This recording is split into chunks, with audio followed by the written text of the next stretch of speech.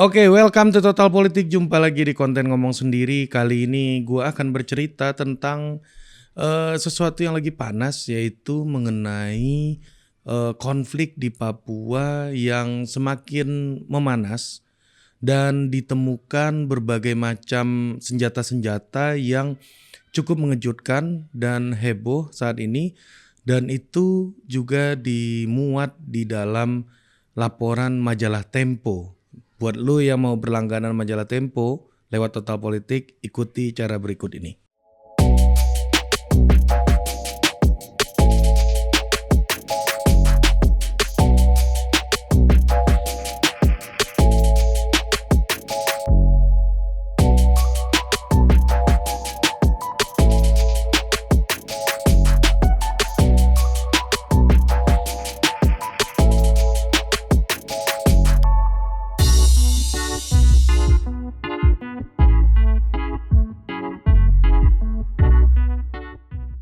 Oke, soal Papua sebenarnya sudah lama dibahas dan ini menjadi pembahasan penting sejak BPUPKI sampai ke konferensi meja bundar dan juga ketika Indonesia lagi berjuang untuk mendapatkan kedaulatan sebagai sebuah negara yang merdeka. Ini terutama dalam perdebatan mengenai batas-batas wilayah, yang mana daerah Papua itu dianggap tidak bagian dari wilayah Indonesia bagi sebagian tokoh dan dianggap masih bagian dari daerah kedaulatan Indonesia yang merupakan seluruh daerah jajahan Hindia Belanda. Nah, ketika itu salah satu yang menolak Indonesia membawa Papua menjadi bagian dari Negara Kesatuan Republik Indonesia adalah the founding father Muhammad Hatta. Muhammad Hatta atau Bung Hatta mengatakan bahwa Papua itu merupakan daerah yang tidak sama etnis dan rasnya dengan mayoritas daerah di Indonesia, di mana ketika itu Muhammad Hatta bertentangan dengan pandangan-pandangan yang disampaikan oleh Soekarno dan Muhammad Yamin. Nah, Muhammad Hatta berpandangan, Bung Hatta berpandangan kalau Indonesia mengambil Papua atau Papua di dalam tanda kutip dipaksa menjadi bagian dari NKRI ketika itu, ini menunjukkan bagaimana Indonesia masih memiliki insting sebagai negara imperialis atau memiliki nuansa imperialistis gitu, bahwa negara merdeka ini tidak boleh memiliki watak seperti halnya negara-negara penjajah. Begitulah argumentasi dari Bung Hatta, kecuali memang rakyat Papua sendiri secara sukarela dan secara konsensus memiliki konsen gitu untuk menjadi bagian dari Negara Kesatuan Republik Indonesia. Nah, Bung Hatta yakin bahwa itu akan mengalami menjadikan sebuah beban yang akan menempel kepada Republik Indonesia di masa depan ketika itu berada di dalam berbagai macam dialog diplomatis internasional, dan itu terbukti bahwa sampai hari ini permasalahan Papua menjadi isu diplomatik penting yang belum selesai. Jadi Papua menjadi bagian dari NKRI bagi kita yang di Indonesia sudah final, tetapi di dalam berbagai macam interaksi diplomatik pergaulan antar bangsa, Papua NKRI itu masih koma, belum titik gitu. Nah, inilah situasinya sampai detik ini, dan Bung Hatta sudah memproyeksikan, memprediksi situasinya akan seperti itu di masa depan gitu. Nah, berkaitan dengan isu yang dimuat oleh majalah Tempo, ditemukan bahwa ada sebuah artileri atau mortir yang merupakan sebuah sejenis bahan peledak gitu ya, mortir buatan Serbia. Ini ditemukan di Papua. Produk ini warnanya itu hijau pucat, yang dari produk ini diperlihatkan bahwa ini diimpor dari Serbia dengan kode KV01-20, artinya ini buatan perusahaan Krusik dari Serbia. Jadi memang di tahun 2020 terlihat ada kenaikan perdagangan mortir ini dengan antara Indonesia dan Serbia yang pada tahun 2019 hanya di angka 1,8 juta US dollar. Di tahun 2020 itu meningkat angkanya menjadi 4 juta US dollar gitu. Nah, kehebatan dari alat ini dia bisa menjangkau target sampai 5 kilometer yang mana diduga ISIS dan Saudi pernah memakai alat yang sama gitu. Nah, mortir inilah yang menjadi sebuah kehebohan. Ini juga terkait dengan beberapa kerusuhan dan konflik yang terjadi belakangan. Yang baru-baru ini kita tahu ada penyerangan terhadap fasilitas kesehatan yang mengenai nakes gitu dan sempat menewaskan 1 orang dan luka-luka beberapa orang lainnya di daerah pegunungan Papua ya. Jadi ini memang daerah yang menjadi titik panas gitu ya, Pegunungan Bintang ini. Jadi konflik ini di daerah Kiwirok itu yang merupakan kabupaten Pegunungan Bintang. Jadi itu sempat panas kemarin dan di bulan Oktober lalu juga ada terjadi sebuah serangan serupa dari kelompok kriminal bersenjata. Nah, ini juga mendapatkan respon lah dari pemerintah bahwa memang dari pihak TNI gitu mengakui bahwa mortir itu memang milik TNI yang mana itu digunakan oleh TNI namun digunakan sesuai dengan prosedur gitu.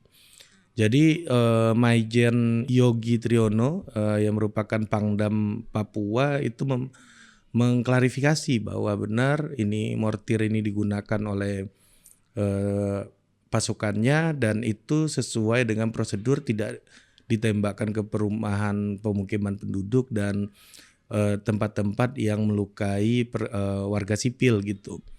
Nah, memang diakui bahwa oleh TNI mereka punya song-song yang bisa meluncurkan mortir tersebut gitu, yang mana tadinya dari penyelidikan dan investigasi berbagai macam pihak gitu, pengakuan dari saksi ada 3 versi yang menunjukkan bagaimana mortir itu digunakan. Pertama itu dijatuhkan dengan drone ya, yang mana itu pesawat tanpa awak ini bisa mencapai target-target tertentu di titik-titik tertentu di Papua. Yang kedua pakai helikopter. Yang ketiga itu pakai peluncur roket dan dibenarkan oleh pihak dari Pangdam Cendrawasih, Mayor Jenderal Yogi Triyono mengatakan bahwa itu menggunakan song-song pelepas roket begitulah kira-kira ya, bagaimana mortir ini dipergunakan gitu. Nah, jadi memang ditemukan itu dan pihak Pangdam Cendrawasih ya, Kodam Cendrawasih menduga bahwa mencurigai bahwa kelompok bersenjata Ngalum Kumpel di bawah pimpinan Lamek Toplo harus bertanggung jawab atas peristiwa yang terjadi di Papua belakangan ini. Jadi memang ada kelompok-kelompok tertentu yang dianggap sebagai organisasi bersenjata yang membuat menjatuhkan nyawa sipil gitu yang harus bertanggung jawab, dan banyak kelompok-kelompok yang sudah dipetakan oleh Pangdam. Jadi oleh Kodam Cendrawasih ya, dalam hal ini Pangdam Cendrawasih yang menyampaikan. Jadi di sini menurut catatan majalah Tempo, sepanjang tahun ini itu cukup banyak terjadi konflik yang memanas di Pegunungan Bintang dan daerah-daerah di Papua gitu. Nah, dalam hal ini gue akan bacakan satu persatu. Pada tanggal 6 Januari, KKB pimpinan Sabinus Waker membakar pesawat di lapangan terbang Kampung Pagamba, distrik Mbiongoda, Intan Jaya. 7 Januari, 2 base transceiver station di distrik Iliga Utara, Puncak dibakar. 22 Januari juga serangan di pos Batalion Infanteri 400 Benteng Rider di daerah Titigi juga ada. 30 Januari KKB diduga menembak mati seorang penduduk di Kampung Agapa, Intan Jaya. Kemudian 11 April KKB pimpinan Sabinus Waker membakar sekolah menengah pertama negeri 1 Beoga, sekolah dasar Jambul, dan sekolah menengah atas 1 Bioga. 14 KKB pimpinan Lekagak, Telenggen menembak seorang penduduk sipil di Kampung Eremoga, itu tanggal 14 April. Tanggal 25 April juga ada, 13 Mei, 28 Mei, 3 Juni, 24 Juni, 22 Juni, dan itu sekitar 14 kejadian gitu. Bagaimana kelompok kriminal bersenjata ini menyerang warga sipil, yang mana itu menjadi sebuah teror gitu terhadap Pangdam Cendrawasih yang memiliki otoritas penuh untuk menjaga daerahnya itu dari kelompok-kelompok kriminal bersenjata, karena ini sudah dianggap sebagai sebuah ancaman pertahanan nasional gitu. Nah, namun Ketua Umum Organisasi Papua Merdeka Jeffrey Bomanak itu membantah pihaknya terlibat dalam peristiwa tersebut gitu. Jadi Jeffrey menganggap ini bukan dari pihak organisasi Papua Merdeka, ini adalah gerakan milisi-milisi yang tidak terhubung dengan organisasinya gitu. Nah, lepas dari siapa yang harus bertanggung jawab, memang ada situasi yang memperlihatkan bahwa situasi di Papua ini mengalami naik turun terus dan tidak pernah selesai. Nah, memang adanya dukungan internasional, adanya dukungan diplomatik dan berbagai macam tindakan-tindakan dari pemerintah di luar sektor keamanan ini sangat dibutuhkan. Bagaimana tadinya prediksi Bung Hatta bahwa kasus Papua, isu Papua ini akan menjadi beban bagi pergaulan Indonesia di internasional, ya. Kalau kata Bung Hatta dulu, apabila Papua bisa diajak bergabung ke Indonesia, nanti kita juga akan mengajak bergabung Solomon Island, kepulauan kerajaan Tonga dan kepulauan-kepulauan lainnya di Pasifik gitu.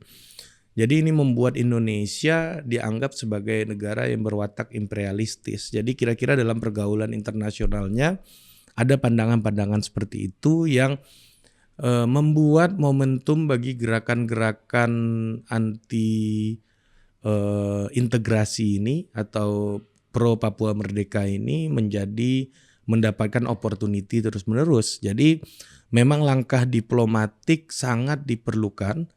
Langkah-langkah diplomatik menjadi sangat penting, selain juga langkah-langkah untuk menjaga pertahanan dan keamanan yang sebagaimana kita sudah lihat tadi ditemukan mortir. Jadi memang di Papua sendiri pihak TNI Angkatan Darat dalam hal ini Pangdam Kodam Cendrawasih ya, Majen Yogo Triyono tadi memang sudah mengerahkan berbagai macam teknologi militernya, sudah mengerahkan berbagai macam alat-alatnya. Namun itu tidak akan pernah cukup apabila ini tidak diimbangi oleh misi diplomatik yang lebih serius, misi diplomatik yang lebih sophisticated, sehingga gerakan-gerakan bersenjata ini benar-benar tidak mendapatkan dukungan eksternal, sehingga mereka benar-benar bisa dilemahkan perlahan-lahan apabila memang Indonesia ingin Papua ini menjadi bagian utuh dari NKRI. Tapi di sisi lain, buat gua, bagaimana juga langkah kemerdekaan Papua ini juga harus ditempuh melalui jalur politik. Bagaimana kita tidak pernah lihat gitu ya anggota DPR yang betul-betul straight to the point untuk bicara soal kemerdekaan Papua dan mendukung kemerdekaan Papua. Artinya secara elitis gerakan ini belum bekerja secara optimal. Jadi masih banyak anggota-anggota DPR yang takut untuk memainkan isu ini gitu, karena akan berdampak kepada suara partainya, akan berdampak kepada perolehan suaranya di pemilu, dan akan berdampak kepada posisi politiknya juga tentunya gitu. Jadi memang ini urusan yang sangat kompleks dan sophisticated, dan memang pemerintah harus menemukan cara-cara yang lebih established, lebih sustainable untuk menyelesaikan persoalan di Papua ini. Sampai jumpa lagi di konten ngomong sendiri berikutnya.